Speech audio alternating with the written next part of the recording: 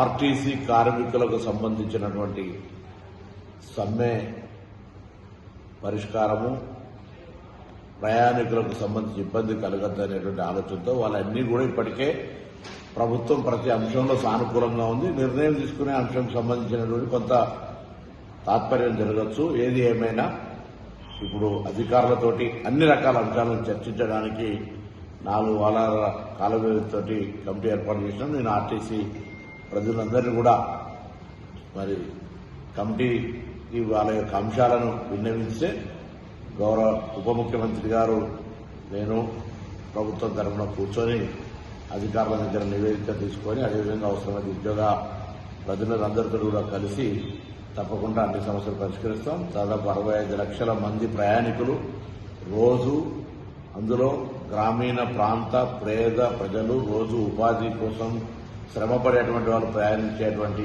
ఈ బస్ ప్రయాణం పేదవాడి లైఫ్ లైన్. దాని ఉద్యోగులుగా మీరు, ప్రభుత్వంగా మనము కలిసి ఇబ్బంది లేకుండా చూసే బాధ్యత ఉంది.